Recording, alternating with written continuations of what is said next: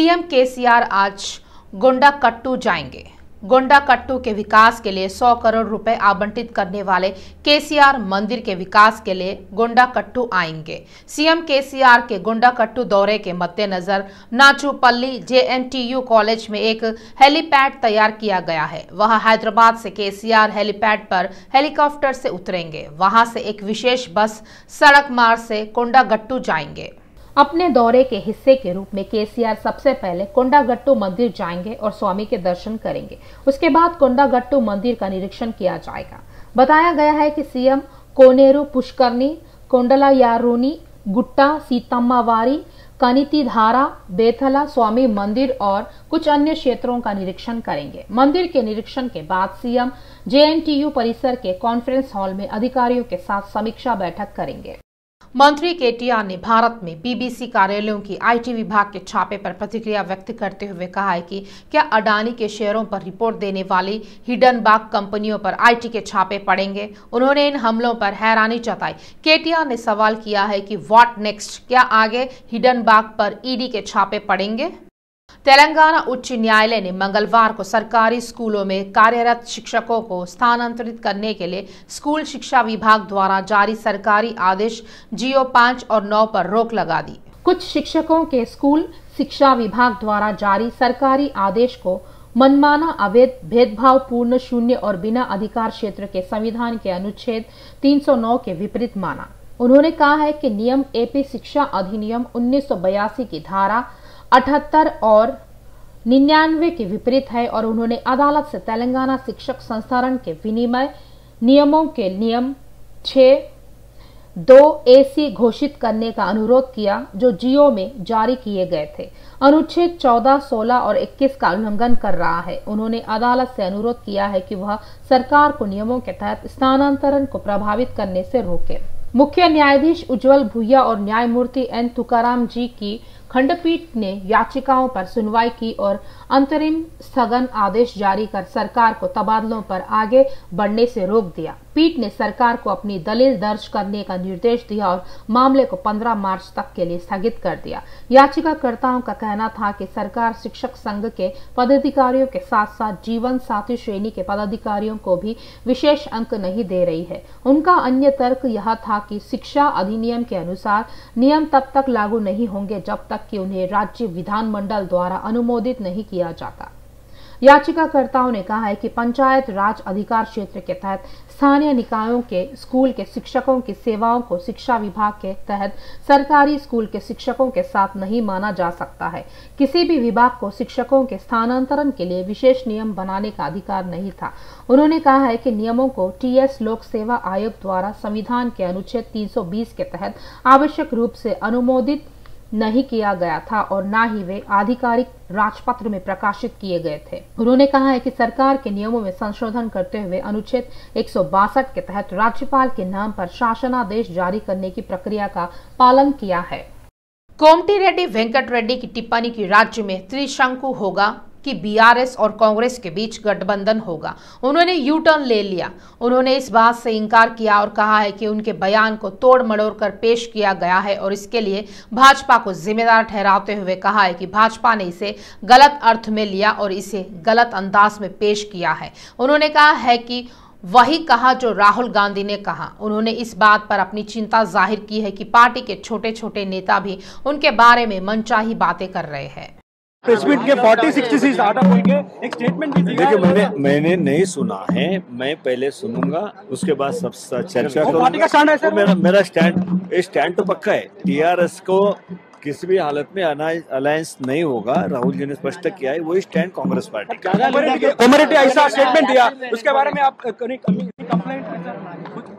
आप रिसीव की है कोमटिरेड्डी वेंकट रेड्डी के बारे में कुछ अभी तक? देखिए अभी मैंने वो क्लिप ही सुनी नहीं है। मैं पहले सुन लूंगा उसके बाद मैं स्टेटमेंट आपका पार्टी एमपी स्टेटमेंट दिया, वो पार्टी का स्टैंड है सर। देखिए पार्टी का स्टैंड क्या है मैंने बता दिया है।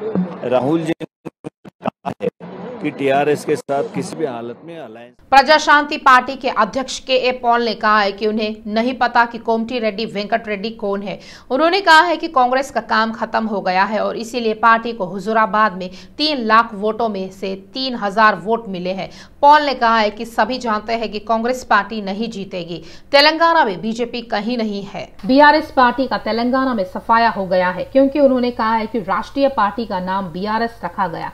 पॉल ने आलोचना करते हुए कहा है कि सभी वर्तमान दल 2 या 3 परिवारों और जातियों तक सीमित है।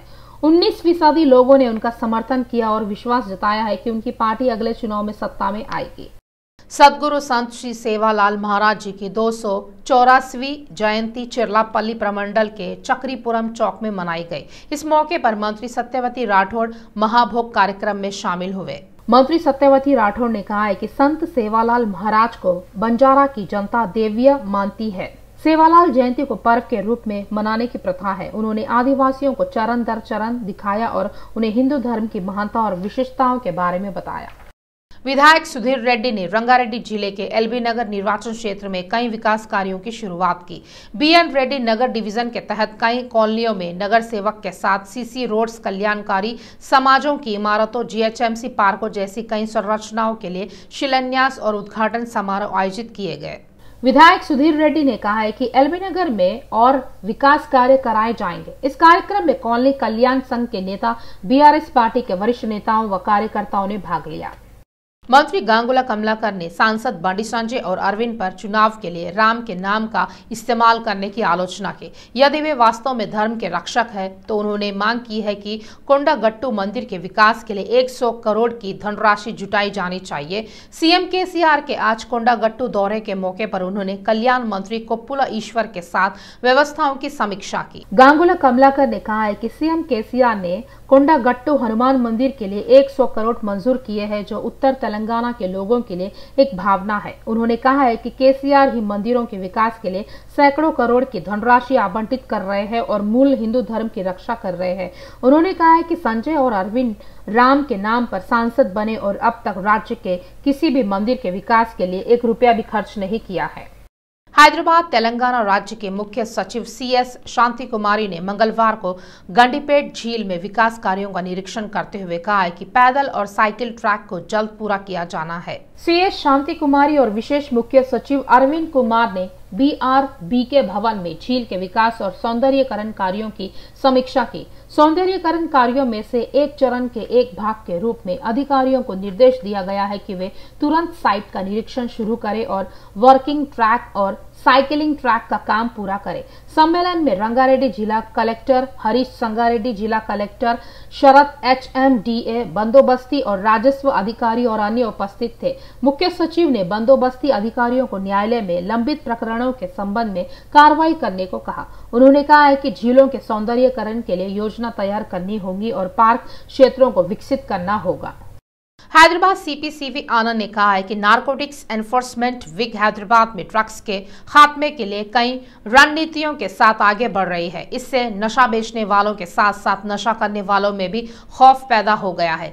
CP ने कहा है कि अब मुंबई ड्रग्स का केंद्र बन गया है। गोवा पुलिस ने ड्रग्स के मामलों में अतीत में उनका सहयोग नहीं किया। CP आनंद ने कहा है कि उन्होंने मुंबई के बीचों बीच चल रहे नशे के गिरोह के बारे में महाराष्ट्र पुलिस को जानकारी दी है। उन्होंने कहा है कि T-लैंप को कुछ दिनों में उपलब्ध करा दिया जाएगा। CP आनंद ने स्पष्ट किया है कि मुंबई केंद्र में बेची जा रही नशीली दवा की पहचान MDMA के रूप में की गई थी। खुलासा हुआ है कि हैदराबाद के 40 लोग मुंबई में 70 दोस्तों को बेच रहे हैं। मुंबई में ड्रग किंग का पिंग जल्द पकड़ा जाएगा। CP आनंद ने बताया कि मुंबई पुलिस ने मुंबई की 4 फैक्ट्रियों में से 4000 किलो MDMA जब्त किया था। सरूनगर की नगर सेवक अकुला श्रीवानी ने एक बार फिर मंत्री सबिता इंद्रा रेड्डी की आलोचना की। श्रीवानी ने आरोप लगाया है कि अगर जनता के पक्ष लड़ता है तो उनके खिलाफ अवैध मामले दर्ज किए जाते हैं। उन्होंने कहा है कि मंत्री सबिता की पहल पर ही उनके खिलाफ मामले दर्ज किए गए हैं। उन्होंने स्पष्ट किया है कि 8 नहीं बल्कि कई अवैध मामले दर्ज किए गए हैं। बिजली संविदा कर्मचारी संघ JAC ने मांग की है कि PRC और पदोन्नति की तुरंत घोषणा की जाए। इस अवसर पर विद्युत DE असमनगढ़ प्रमंडल सैदाबाद के कार्यालय के सामने धरना दिया गया। तेलंगाना बिजली विभाग में कार्यरत बिजली कर्मचारियों के लिए कारीगर मालिक सौतेला प्यार दिखा रहे हैं। उन्होंने आंदोलनकारियों की जायज मांगों के तत्काल समाधान की मांग की और चेतावनी दी है कि इस महीने की 22 तारीख को SC कार्यालय नामपल्ली में बड़े पैमाने पर धरना दिया जाएगा। जिंदाबाद जिंदाबाद जिंदाबाद। जिंदाबाद, काम अमर से लेता है, काम अमर से लेता है। अभी तक हमारे को कुछ भी नहीं है, पीआरसी वगैरह कुछ भी नहीं है, और ऊपर से क्या करें, हमारे को डिवाइड कर दिए, 4, 2, 3, 1 बोल के डिवाइड करके छोड़ दिए हमारे को। खाली हमारे से 24 घंटे काम ले रही। आप लोगों को भी मालूम है, हमारे प्रेस रिपोर्टर वालों को भी मालूम है हम कैसी मेहनत करते थे। 24 घंटे हम करंट दे रहे। हमारे को ना ईद को छुट्टी रहती, ना बकरीद को छुट्टी रहती, ना हमारे को कर्फ्यू में छुट्टी, कोई चीज़ को छुट्टी नहीं रहती। हम दिल लगा के, जान लगा के हम काम करने के बावजूद भी हमारे को 8,000 रुपये बेसिक सैलरी मिला के करके 28,000 रुपये सैलरी दे रहे हैं। लोग लाखा रुपये, 1-1, 2-2 लाख रुपये तनख्वाह लोग आ रहे, गाड़ियों में बैठ के सुकून से चले आ रहे। हम दिन रात पानी में, बारिश में, धूप में फिर के हम लोग काम कर रहे हैं। हमारे हक के लिए हम लोग लड़ रहे हैं। आप प्रेस वालों से भी हमारी रिक्वेस्ट है कि डिमांड क्या है? हमारा डिमांड पीआरसी है, पे स्केल के ताल्लुक से हमारे रेगुलर करो बोल के हमारे ताल्लुक से।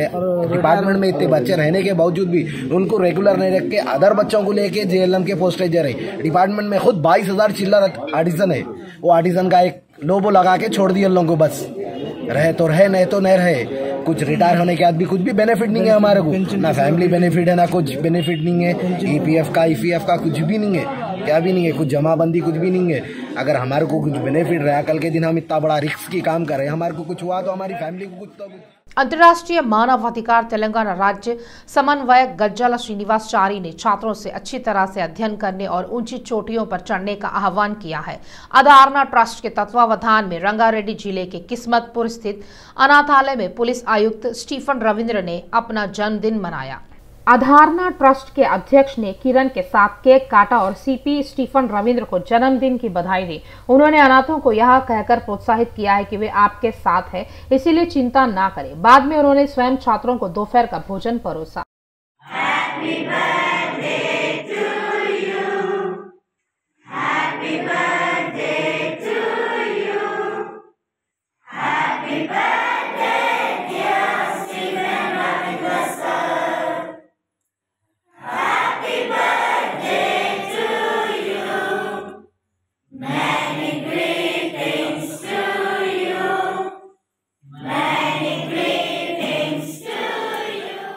ब्यूटी पार्लर और स्पा की आड़ में देह व्यापार करने वाले शहर के एक पार्लर पर एसओटी पुलिस ने छापेमारी कर संचालकों को गिरफ्तार किया है। पुलिस ने बताया है कि राजू और 2 अन्य मैनेजर कुक्कड़पल्ली थाना क्षेत्र के भाग्यनगर कॉलोनी के साई कृष्णा अपार्टमेंट में lavish beauty parlour and wellness centre नाम से पार्लर चला रहे थे। कुक्कड़पल्ली पुलिस ने समझाया है कि पार्लर की आड़ में वैश्यावृत्ति का संचालन करने की पक्की सूचना मिलने के बाद उन्होंने एसओटी पुलिस के साथ संयुक्त हमला किया। आयोजकों के साथ एक युवती और एक लड़के को थाने ले जाया गया, जहां उन्हें गिरफ्तार कर लिया गया।